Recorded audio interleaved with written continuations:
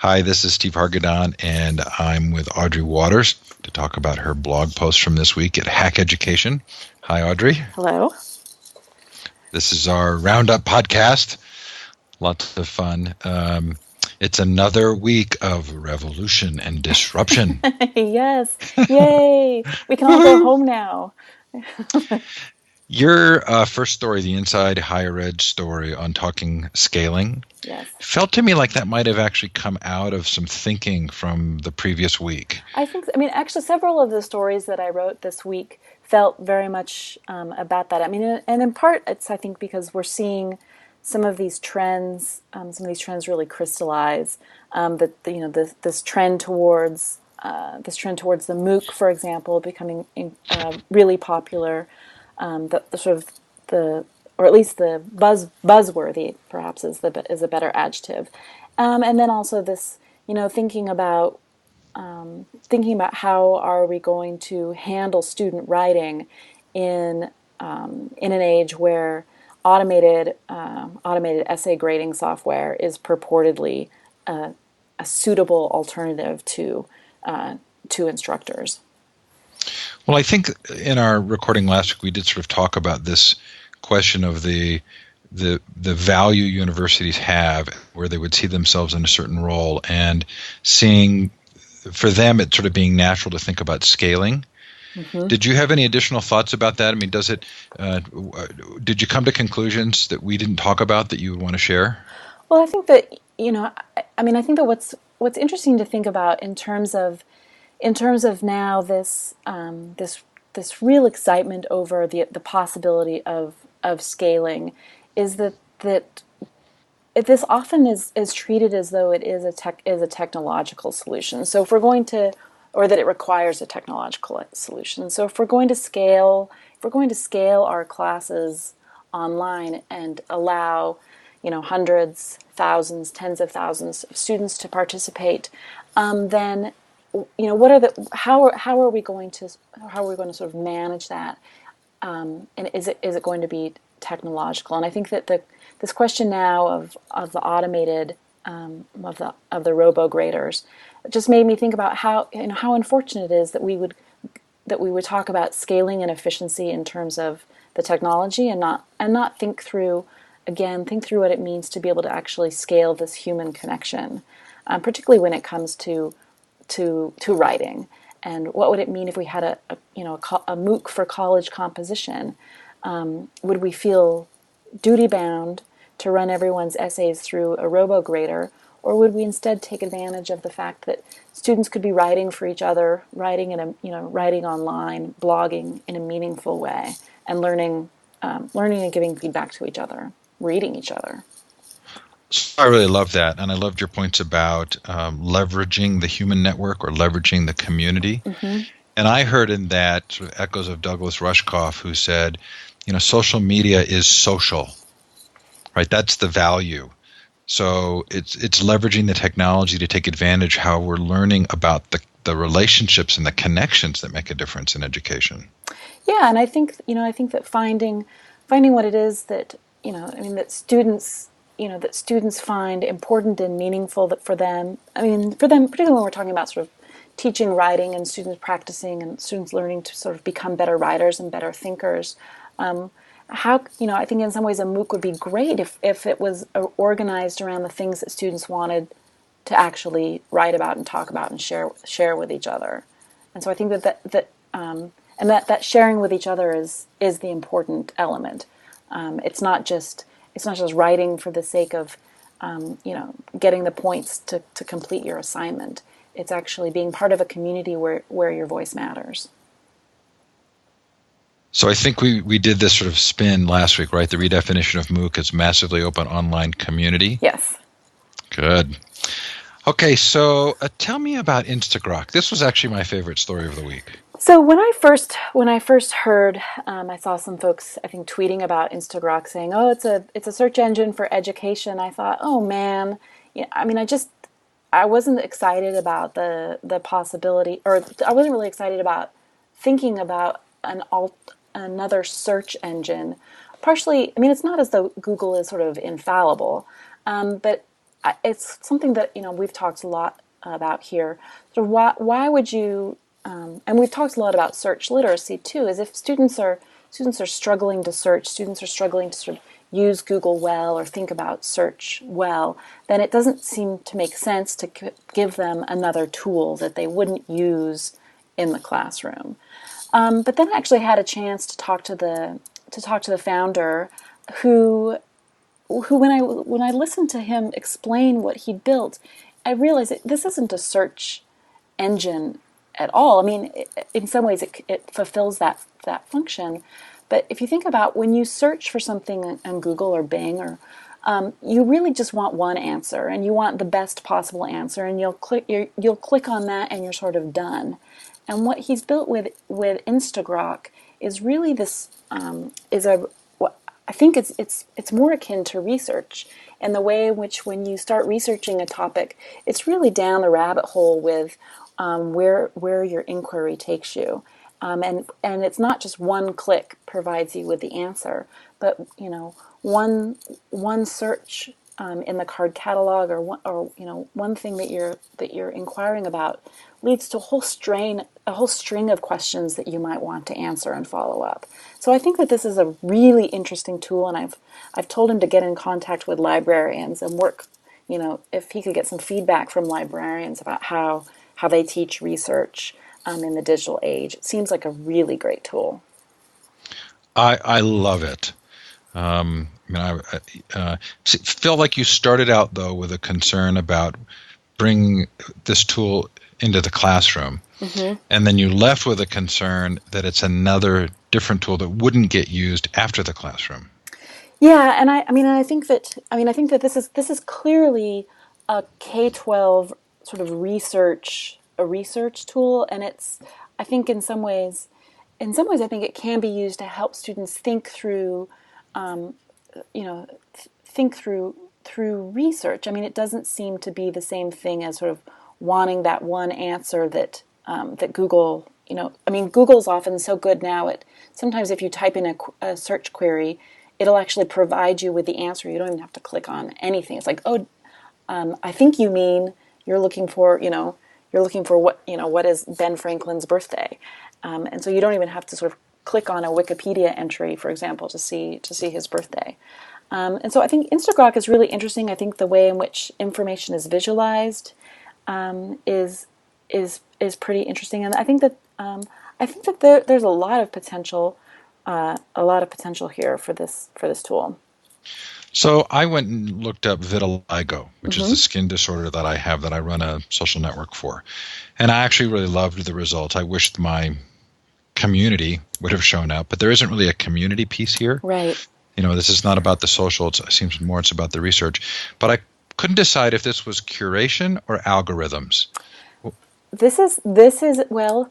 This is algorithms, and it's a semantic engine, but I think that there is some curation insofar as the websites that Instagrok uses that Instagrok relies on. And so when I talked to Kirill, the founder, he said that social was something that he was on the roadmap to add soon. And I think that is an important piece. But there is a sort of a curated list of websites, primarily ones that are quote educational websites, that the search engine draws from. Yeah, I just loved this. Okay, so I didn't love as much the shift to Google Drive, and mostly because I wish I'd had a 1 day's notice so that I could have increased my storage under my old pricing plan, because this is a pretty significant price bump.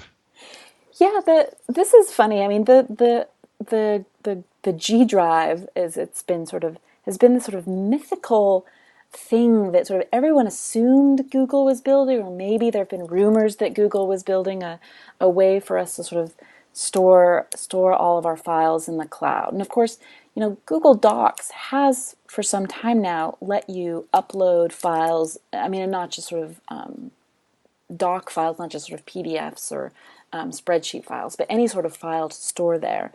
And so in some ways, this was sort of, to me, it just seemed like rebranding Google Docs to Google Drive with the addition of a desktop syncing tool. I wasn't particularly wowed by this. I'll push back on that because aside from my disappointment with the pricing, I was actually really grateful to finally have desktop syncing like Dropbox with Google Docs, so I didn't have to worry about backing up my documents. Yeah, I guess I just don't. I already store everything in the cloud. I don't. I mean, I only use Google Docs. I use Google Docs and Evernote, I should say, and so I don't. I think for a while now sort of moved away from thinking about my desktop as anything. I don't access too many things that don't already live in the cloud. So for me, that didn't seem that big of a deal.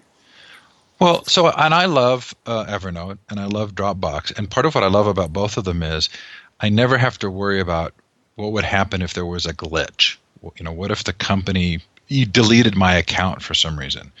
And that's always been a fear for me with Google Docs, which is I don't actually, Evernote and Dropbox actually on the computers that I tell it to, store the full physical files.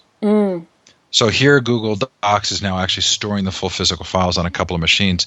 So I'm not going through the sort of monthly process of downloading all of my docs in case I ever get on the Google glitch list. Right. Right.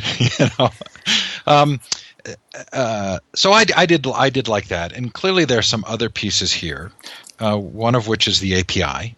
Right, the API, and I should say too that this is actually a great thing for Chromebook, particularly for schools that are using Chromebooks, because this will be sort of integrated with the Chrome operating system, which is one of the challenges, I think, of the Chrome operating system is that you do live entirely in the cloud, and so that. I think that this will be a good thing for Chromebooks users. It's also another example of this sort of move toward the platform, right? So again, third-party app development, the software development kit. How are you viewing this trend? Right? I mean, everybody's sort of becoming the platform. So Edmodo becomes the platform for apps. Google Drive now a platform, and thinking specifically of a platform for apps for distribution into the K-12 market where they already have a lot of users, right? Right. I mean, I do think that we're going to see a battle for the education platform. I think that's certainly what Edmodo wants to be seen as, the education platform. I'm sure that some of the companies that have been around for a lot longer, companies like Pearson, would love to be the education platform, right? All activity sort of runs through them with some extensibility thanks to APIs to other applications. I think what's interesting here is if you think about a company like Pearson creating a platform in so many ways. I mean, and I wrote about this over on Michael Feldstein's blog. Is when will Google Apps replace the learning management system? At what point is what you can get through Google really what you need? And through its use of APIs, is this going to become the education platform, even with it not being a quote unquote education company? Is Google well positioned to sort of be the platform that people utilize in their school world? So let's go to that. Let's go there. Right? Because it seems like the thing that's holding the LMS together right now is really sort of historical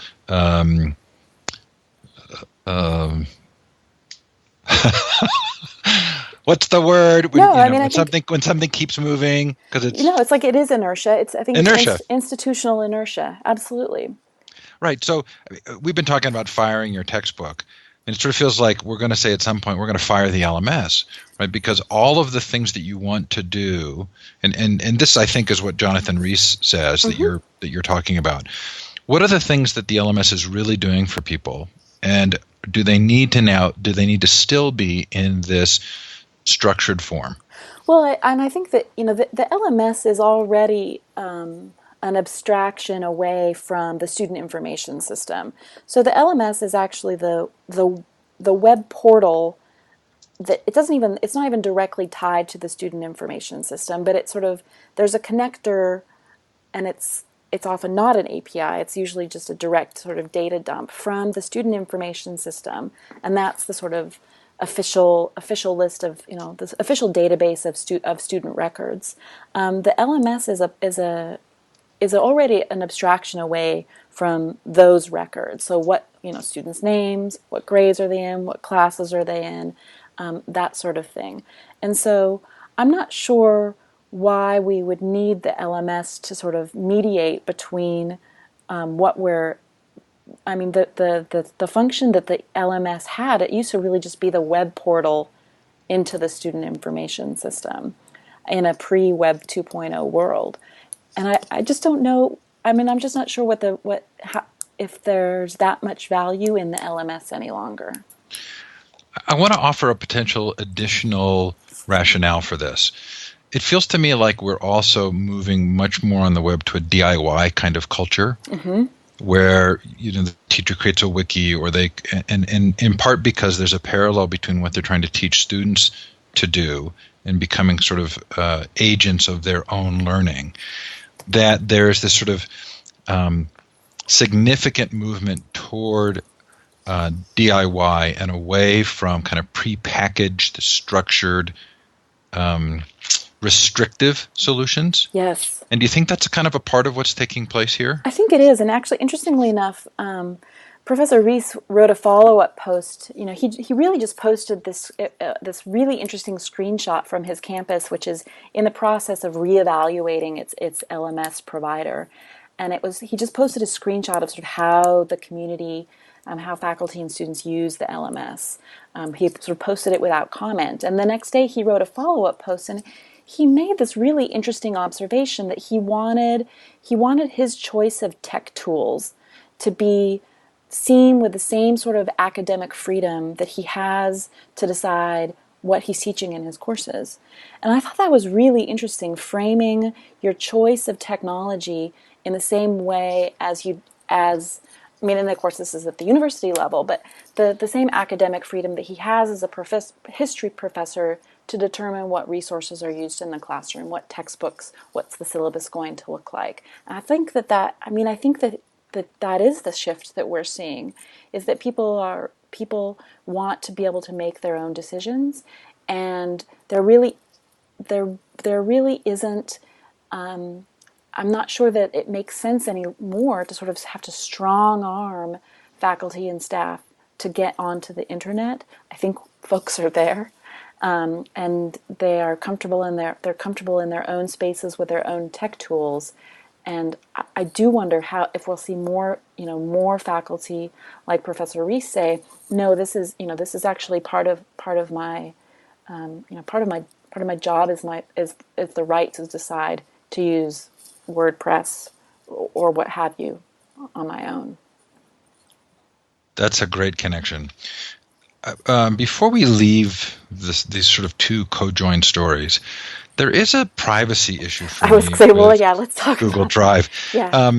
In part because no matter what Google says, in order to serve me up ads, they're obviously, I shouldn't say obviously, feels to me like there's some clarity around the fact they're going to be searching all of those bits and bytes to see what are in my documents to better serve me. Right. And do I really want everything I do under somebody else's scrutiny, even if it provides me with some benefit of their making connections for me? Yeah, no, I think that this is this is an important consideration, and I think that any time that you post things and use a use a cloud-based service, I think that you should be sort of aware of who has access to your documents, whether they're using it in the case of Google to sort of mine it to sort of help, Google Ads or Google Apps for EDU doesn't serve ads, but whether they're mining that in order to sort of create better services for you or not. I think what's important, and that pushback about privacy, I think is an important one. But just this week, Blackboard actually unveiled a new tool, and I feel like this is sort of like I totally predicted this sort of moment, in which they're unveiling a new product for schools called analytics platform based on the student activity in the LMS. And so I think that it's sort of tracking how often students are using, logging in, what they're downloading, what they're reading, what they're clicking on, what they're writing, who they're talking to. And so I think that really all of our clicks and shares and documents are going to be mined by these companies. And I think that Google tends to be the poster boy for folks sort of going through your email in some ways to sort of serve you ad content. But I think that this is actually what lots of companies are doing. Yeah, I didn't react as negatively to the Google Analytics because having spent so much time in the social networking world for educators, there's this sort of lovely way in which by looking at someone's profile page, you can kind of see where they're participating and it becomes an assessment. And I kind of thought this is sort of a nice way of using data, which is to kind of give additional clues. Now, maybe I'm rose-colored glasses here with the analytics, but I thought, this is sort of a way to give sort of additional clues if someone's participating or not, or how they're working it. But I don't know enough about that story. I haven't been following it closely enough. If we go back to the Google data, do we know if Dropbox says they're looking through your data in order to serve you ads? Because I kind of have a feeling with Dropbox that whether or not it's in the user agreement, that there's nothing that would indicate to me that they're actually searching through my files. No, and I haven't. This question of terms of service is definitely a pretty interesting one. I don't know enough about Dropbox to know the answer to that. I mean, I don't know that does Dropbox have ads? No, they really don't. It's a paid service. Right, it's a paid service. So I don't know. I mean, I do think that. I don't think that Dropbox scans your files the same way that Google does. But I'm not. I can't say that with full confidence. I have an idea. We should create a Kickstarter project that is a competition for people to analyze and summarize terms of service. So that there's some sort of competitive aspect here, that it's open and some kind of reward system, so the people who are actually willing to read through those terms of service could tell us. Maybe that's what we could use the robo essay readers for. I'm sure the robo writers are having a field day writing those terms of service, right? There we go. Problem solved. Well, so funny. We just have the robo writers and the robo readers talk to each other, and we don't even need to be involved. I was at a conference last weekend, and there was talk of robo lawyers. So this is, and I'm sure the robo lawyers do work on terms of service. Oh my gosh. Okay, so your story on the computer science department at the University of Florida actually changed sort of post-publication, right? Yeah. So the University of Florida, I mean, we had talked about this briefly before, that they had been, it looked as though they were going to be really gutting the computer science, the computer science program there, scrapping the graduate level research, making it teaching only, moving all of the faculty and students over to a hardware-oriented rather than software-oriented department. And there was a huge outcry against it over the weekend. Forbes published a rather salacious headline, noting that the university, that the university had cut the computer science program while raising money for the athletic department, but now the University of Florida has sort of backed off on this decision, for now at least, to sort of back to the drawing board to see where the cuts will occur. But I think that this is, The bigger question here, and this is something that we're seeing all over the place, are these cuts going on at the state level. I mean, this isn't just sort of an evil College of Engineering dean here who has it out for software programming. This is, the state has, or this university has had its funding cut by something like 30% over the last few years. And I mean, I think that state by state, state public universities are just finding, finding that they're under the axe in terms of budget cuts all over the country. You've read much more on this than I have, but from the little that I read through you, I actually felt sorry for them, right? Because there was this brain drain argument, and there was the liberal arts argument, and I thought, this is just the lack of focus.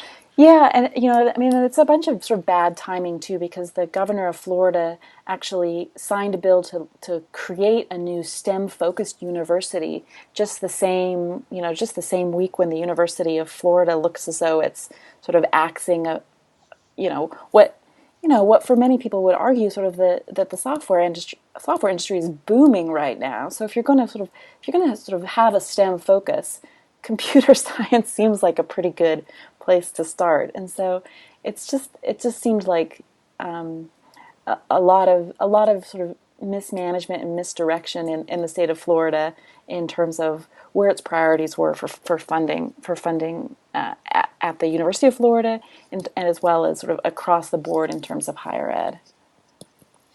The story, you give a little bit of a tease in your own Hack Education blurb that you say isn't going to be in the higher ed piece, and that related to the Forbes page counts and sort of journalism and page views. You've used the phrase in talking with me, Silicon Valley vanity metrics. Mm-hmm. Well, what's the impact here? I mean, are we just continuing to see this story of page views overriding kind of deeper thinking? I mean, it certainly feels that way to me. And there were a couple of news items that occurred this week that just made me wish that people would just stop and just be a little bit more thoughtful rather than sort of than just sort of have this very superficial way of looking at new products and looking at new releases. I mean, I think that the Google Drive story is a good example. I mean, I wanted to make sure I actually talked to Google to find out how this would impact Google Apps for Education before I quickly scrawled together a post. And I think that we should just be more thoughtful, take a little bit more time, and not necessarily sort of this rush to write these attention-grabbing headlines and these proclamations that suddenly this changes everything, whether it's the Google Drive or the TED Ed announcement. That I think that there just is a lot of superficiality and really a need for a lot more deep thinking about some of this stuff. So this isn't just the media, though.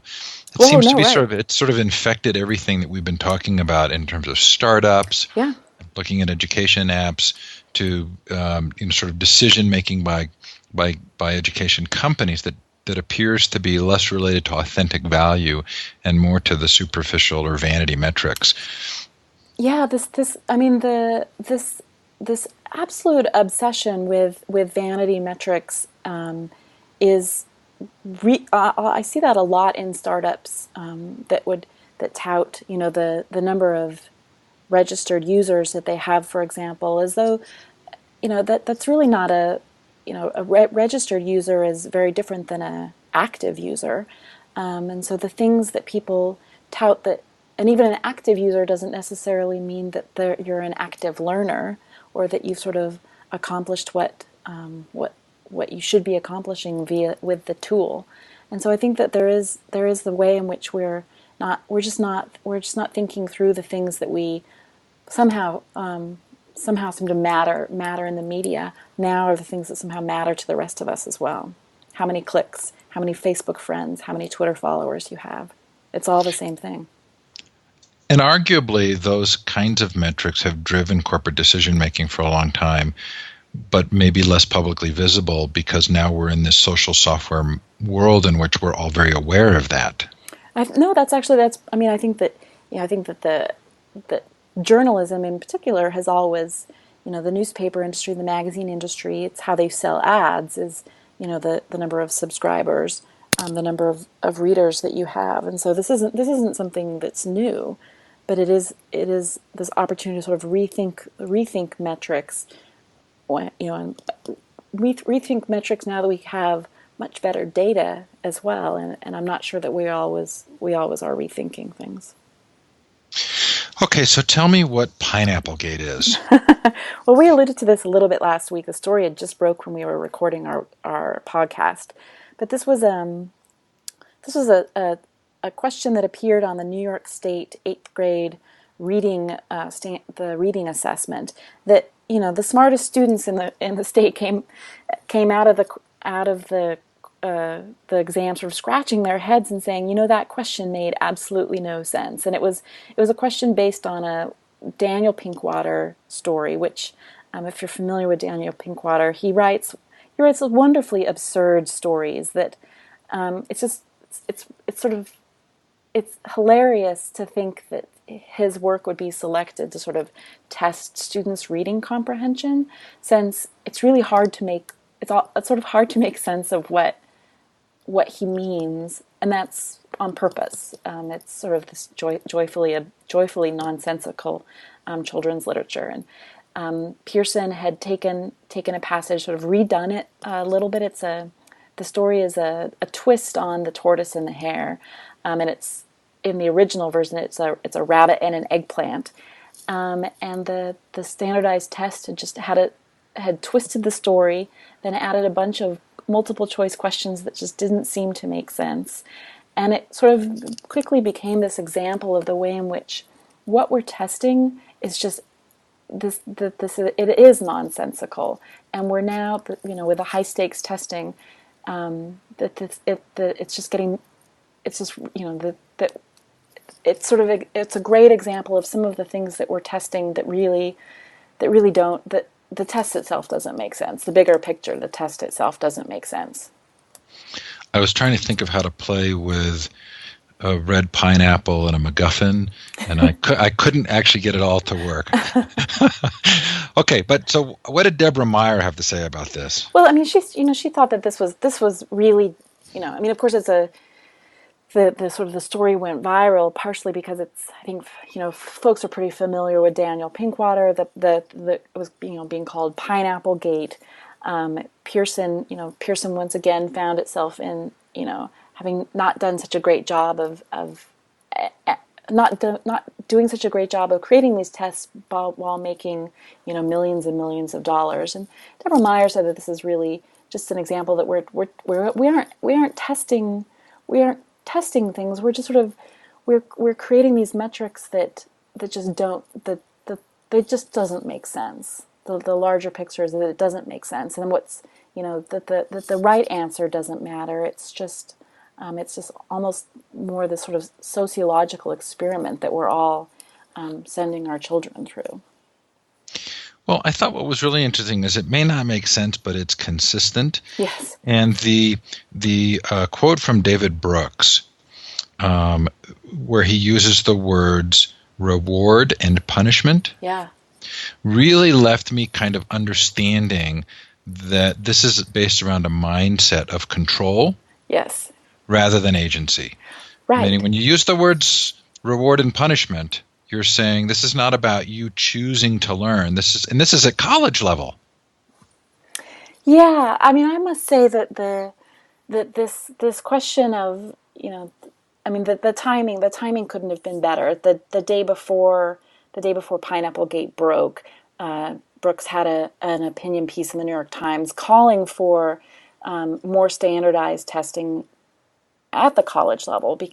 His assertion is, and it's one that you'll hear bandied about a lot, is that students aren't learning in college, and in fact, I think we should really poke some holes in that argument too. But it was just interesting to see, what does that why would we want to test, and what would we test, and what would that even look like to institute standardized testing at the college level? I really can't even wrap my brain around how you would possibly implement something like that without, once again, handing over the curriculum at the university level, the curriculum and the testing, of course, to a textbook company.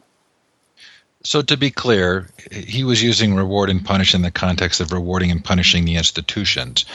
But it's still a sort of a fascinating mindset, in part because while we do have problems in higher ed, I think to a large degree we still view the best examples of higher ed of being a way of educating that is really valuable. Right. And that sets itself apart from K-12 by virtue of being about the learning. So it was very interesting to hear that in this context. Yeah, and I thought too that it seems, again, all of this sort of exuberance over that we're seeing in some, in some pockets about more testing, about more control, about more standardization, about more efficiency, about more management, quality control, all of these buzzwords that somehow then get linked to standardized tests, and it's pretty scary. For those who are interested, they might look at you will have a post of a link to an article about Stanford University. Yeah. Which is almost it's a very different take on it, but similarly feels dysfunctional. Yeah, it is. It's hard too, because I think that both you and I both recognize that there are things that we would hope to see changed in the educational institutions, whether that's K-12 or higher ed. We aren't sort of talking that this is all sort of rosy and wonderful, but I think that it's interesting that the conversations that also seem to identify problems with those systems, and then the solutions that they're proposing are very different than the sort of vision that certainly I think about when I think about how we can use, how we can sort of take advantage of this moment, sort of use technology to sort of to improve teaching and learning. It seems, and I'm thinking of the Fordham report that was just released this week that I talk about in my roundup, that makes it clear that what that sees the promise of digital learning as being corporate control versus local control, that it's about efficiency versus exploration, and this is very different vision of what it means to sort of improve education. Yeah, so let's go into the roundup, and let's go right directly to that quote, because that was really sort of stunning. Now, I want to put this in, we won't do the longer quote here, but there is an alternate interpretation, which is that they're just talking about digital instruction, but it still uses a language of the best, and a language from the business world that doesn't really match my perceptions as well. Yeah, this was a report, and it's quite a lengthy report about how education reform coincides with online learning. And again, it's one of those things that sort of helps put into context when you hear about states like Idaho and Virginia making these decisions to mandate online courses for graduation. We have to ask: is this about providing sort of local schools building out their own capacity to provide online classes or extend the walls of the brick and mortar institution online, or is this about other companies coming in and offering solutions that are the same solutions in Idaho as they are in Florida, as they are in Virginia, because they're run by one company? I almost thought there was some huge irony here. The beginning of this longer sentence is that leaving local districts and their boards in charge of digital instruction will retard innovation, entrepreneurship, collaboration, and smart competition. And I thought, well, you could actually have said not having local districts and boards in charge would retard innovation, entrepreneurship, collaboration, and smart competition, and have had just as many people say, oh, yeah, of course. Yeah. Yeah. Fascinating. Yeah, very interesting. Okay, so um, I want to give an award to the best domain name of the week to Zach Klein for DIY.org. Yes, I Oh my know. gosh. I know. Every time I see a site, a company like that start, I'm like, darn. Well, if nothing else, if it doesn't work out for Zach, at least he has a great domain. So tell us about So DIY.org. this is, I like this, and this just launched today, and I've just only very briefly played around with it. But it's this idea of creating an online digital portfolio in a lot of ways, a community and a portfolio for kids as part of the maker movement. So the kids can sort of take pictures of the things that they've built and share them with their friends, share them with their family online, and then be able to sort of talk about talk about and sort of get feedback on what they've done. So there's an iPhone app and a website, but it's not about making things with the iPhone or making things necessarily with the web. This is more about the things that you're building, the things that you're making and building with your hands. I like it a lot. It's a great idea. Some fun news in this regard is that the San Mateo Maker Fair in May is going to have an education pavilion. And I've been asked to help to do a series of interviews and desperately trying to get them to engage with. Um, oh, I'm having a day, aren't I, with Gary Stager Oh, to do. excellent. They want to do an afternoon PD with teachers, and I'm thinking that Gary would be the perfect guy. But either way, very fun to see that kind of commitment. And Yeah, Maker Faire is by far my favorite education event of the year. And I'm actually taking my son to Maker Faire. He's not been before, and I'm really excited. He's super excited because he thinks that my press credentials means he gets to meet Adam Savage from MythBusters. I can't promise that, but I can promise him that it's going to be just really cool. so we have to get you in on an interview there, Audrey. Yeah. That will be fun. Okay. Sorry, hang on one second. My daughter in the other room is calling me. Okay, so TED announces TED Ed, lessons worth sharing. You say this is just what we need, more proprietary content, another defensive brand.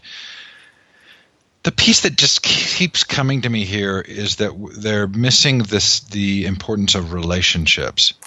In this desire to produce the best content and the most curated, valuable teaching lessons, have we really lost sight of the fact that it's about students and teachers connecting with each other? Yeah, I mean I mean I guess I'm just not that excited about this news. I mean, part of it is that I think that we need to be I think we need to sort of this is a great example of what I was talking about earlier with our sort of embracing buzzwords without actually being critical about them. And I think that I think that while you can say that the flipped classroom is this great opportunity to sort of use our time in the classroom differently, get to spend more time working with students as opposed to lecturing them. I'm not sure that taking a bunch of pre-formulated lessons and multiple choice questions is really that it's not really that exciting to me. And I really do take issue with the fact that this is all copyrighted material. I mean, it is possible to share videos on YouTube now and license them in a Creative Commons license, make it so that teachers can remix things, make it so that students can use them in their own projects, and sort of and hack at the material, make their own things from it. This is very much about consuming more lessons, and I just don't think that's not something that I find that exciting. We'll move on. So coming closer, maybe, was this MIT Khan Academy teaming up for student-produced videos uh, teaching a particular science concept. I felt like this was getting closer. Me too.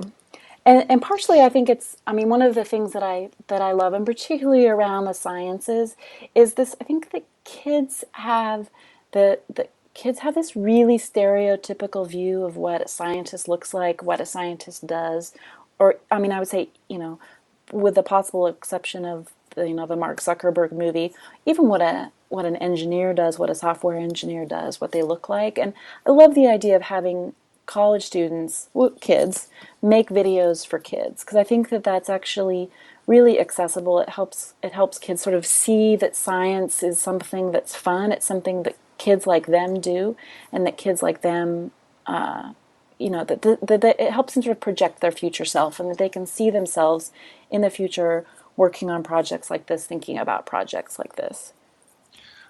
I would even go a step further. A couple of years ago, I did an interview with one of the Texas University's language programs, and they have the upperclassmen and women make videos for the first year students. So it's not just seeing another student, but it's actually seeing students that they know. Yeah. So the students are on semester abroad. They're in France. They're going into a bakery and they're speaking French and they're talking. And it may not be the perfect lesson, but it kind of brilliantly showcases the value of seeing somebody you know do it, and there being in a teaching role and what you learn from teaching. And I just think this is brilliant.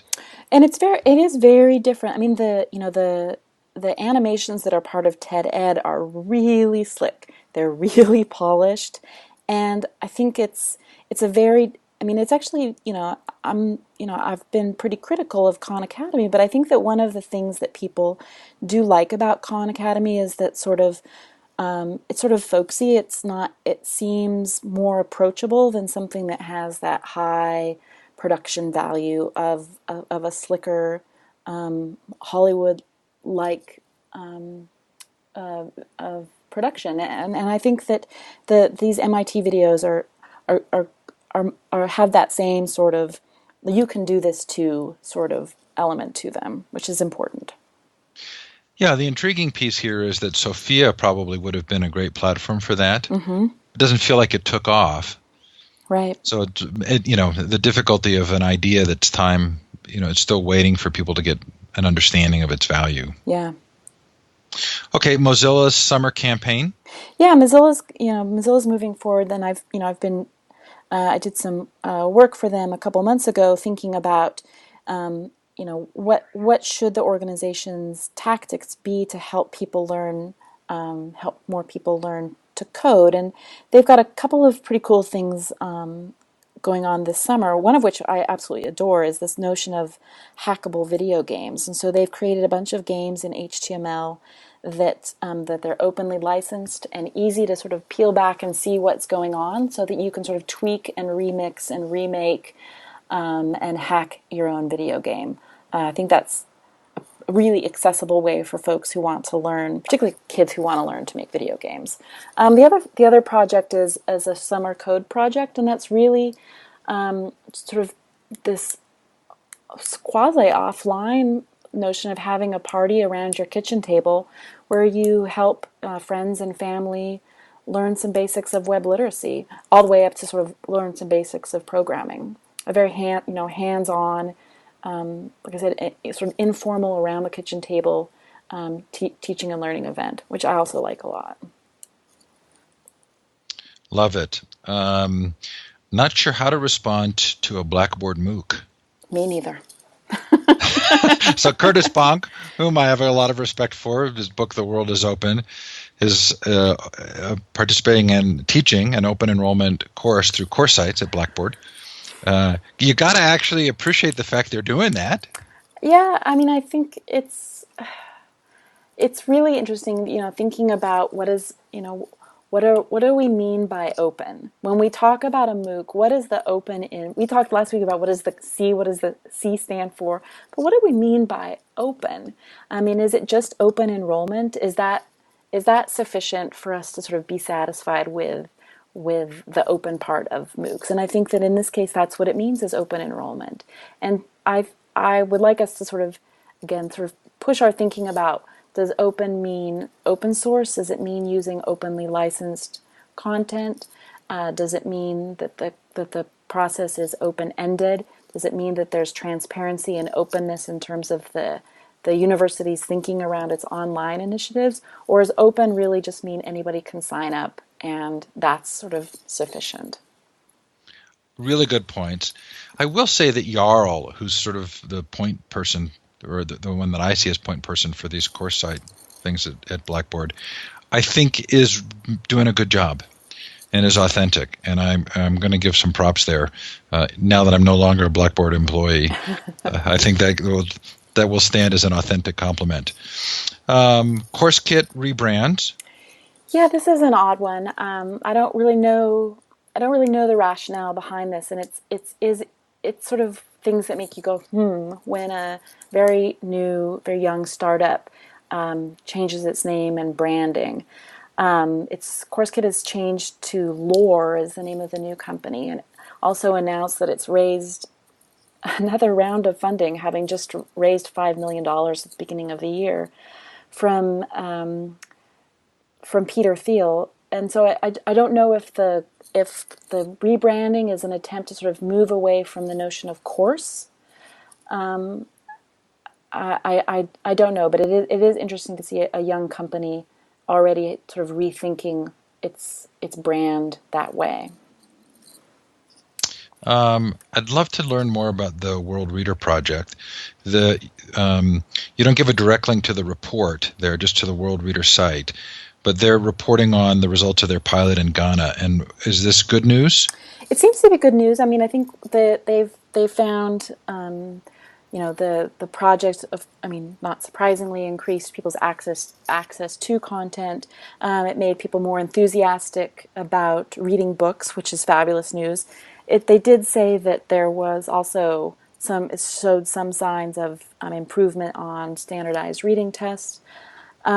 One of the interesting sort of footnotes to this was that they were surprised at how fragile the Kindle was, which I thought was interesting. I don't see my Kindle as being a particularly fragile device, but this was sort of one of the findings was that running into some of these questions of how do we take this technology and take it to the sort of extremes in terms of weather conditions and usage. That I think World Reader found far more Kindles broke than they had anticipated. So they need the ruggedized version. That's right.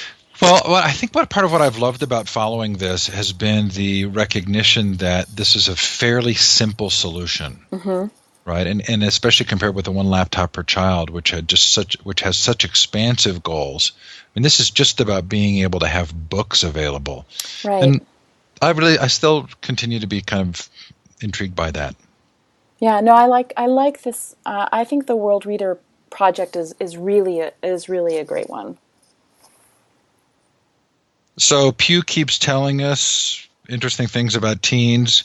Was it on the show that we had that report of how many students own an iPhone? Because that actually contradicts this information. Yeah, no, and that was those statistics were from Massachusetts, and this is a more broad nationwide study from Pew. But they just released sort of a collection of a lot of their stats around teens, and some of it has to do with teens' sort of internet usage, teens' cell phone usage, and cell phone adoption.